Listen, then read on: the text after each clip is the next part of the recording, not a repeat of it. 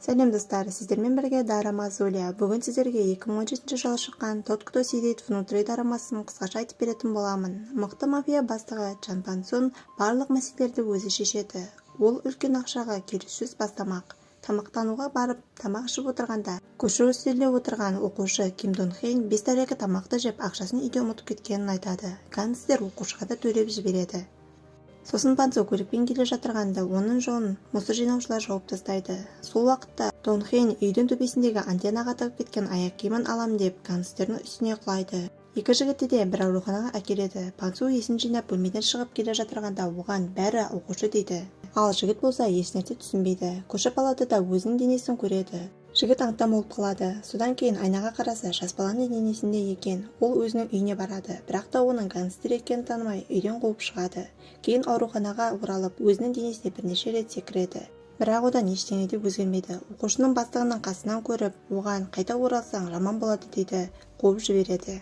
Амалы қалмаған Пан Сун әкесімен бірге үйге келеді. Әкесі оған үйдің төбесіне кім шығарды деп сұрайды. Сосын Пан Сун өзім тындырамын дейді. Жігіт мектепте сыныптастарының мазақ етіп отырғанын байқайды. Асханада Дон Хейн есімді досын жұмсап қойып, Хёнджон есімді сыныптас қызды мазақ етіп отырады. Пан Сун оларға қойыңдар деп айқайлайды. Сосын оған бір жігіт келіп, сабақтан соң сөйлесеміз дейді. Жігіт оны сыртта ұру үшін күтіп тұрады. Бірақ оны керісінше Пан Сун бір ұрады. Бұны көрген достары оған көмектесуге келеді, бірақ Пан Сун оларды да ұрып жібереді.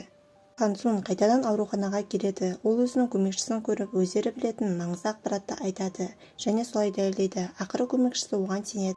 Ол Пан Сунға бастығының денесін күзетіп отырғанын айтады, себебі оны басқа да гангстер келіп өлтірмекші екен. Мектеп жанында сыныптасы Хёнджон қуыршағын түсіріп алады. Жігіт оған қуыршағын әкеліп береді. Қызға келгенде Мин Сон атты анасын көргенде гангстер таң қалады. Себебі олар жас кездерінде жұп болған. Пан Сун қыздың шашын жұлып алады және де оған ДНК жасатады. Солай ол өзінің қызы екенін біледі. Пан Сун қызын басқа қыздардан қорғану үшін спортзалға әкеледі. Солай қызға басқа да қыздардан қорғануды үйретеді. Ал жігіттің денесін арық етіп әдемі етеді. Солай арада бірнеше уақыт өтеді. Гангстер әдемі болып мектептегі адамдардың назарына түседі. Пан Сун өзінің қызының басқаларға қарсы шыққанына қуанады. Мин Сон болса жігітке рахмет айтып, қызына көмектескені үшін қонақтайды. Олар әңгіме айтып отырғанда іштегі ер адамдар әйелге тие бастайды. Пан Сун оларды жайратып салады. Содан кейін Мин Сонға өзінің денесі оқушымен ауысып кеткенін айтады, бірақ та әйел оған сенбеді. Бірақ жігіт оған тек олар білетін шындықты айтады. Сосын әйел оған сенеді. Содан кейін қызыма жолама деп оны қуып жібереді. Келесі күні қыз анасы екеумізге неге араласуға тыйым салды деп сұрайды. Пан Сун жауап бермейді. Мин Сон есімді бай бала қызды сауық кешіне шақырады. Қыз бұрын бұндай жағдайды көрмеген және оған қуана келіседі.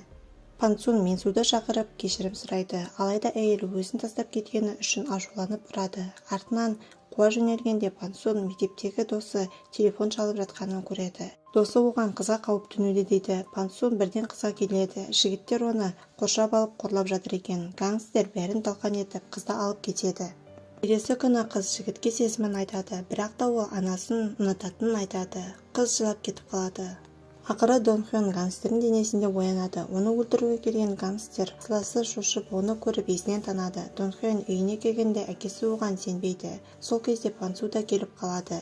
Оларға барлық шындықты айтып береді. Содан кейін жігіттер бірге келісім жасайды. Олар Мин Сонға келеді және өздерінің орындарын ауыстырғанын айтады. Оларға гангстерлер келіп шабуыл жасайды. Пан Сун оларды тығып, барлық гангстерлермен бірге өзі төбелеседі. Барлығы балаға күші жетпейді. Гангстерлердің балаға күші жетпегесін оның бастан өрт сөндіргішпен ұрады. Мин Сон бәрін газ баллонымен жарып жіберемін дегесін барлығы қашып кетеді. Сосын әйел қызының әкесін кешіреді. Мафия бастығы хатты қызына береді. Ол Пан Сунның әйелі еді, бірақ ол байлыққа қызығып, қарсыластарымен бірге Пан Сунды өлтірмек болған. Сосын ол Пан Сунды шақырады, бірақ Пан Сунның денесіндегі оқушы еді.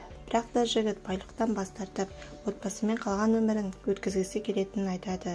Сосын Пан Сун оқушыға ауыр жүктен құтылғаны үшін алғыс айтады. Сойон ашуланып Пан Сунды көлікпен қағады, бірақ та оқушы оны қорғап қалады. Гангстер қыздың әкесі екенін айтады. Содан кейін оқушы жігітте құлайды. Операция болуда. Денелерін ауыстырған хирург қайтадан оларға операция жасап орындарына келтіреді. Біраз уақыт өтіп бәрі орнына келеді. Дарама ұнаса пікірлеріңізді жаза кетіңіздер. Алдағы уақыттарда бүкіл дарамаларға өйстіп қысқаша обзор жасайтын боламын. Алдағы уақытта менімен бірге болыңыздар. Каналға тіркеліп лайк баса кетіңіздер. Сіздердің қолдауларыңызды күтемін. Барлықтарыңызға рахмет.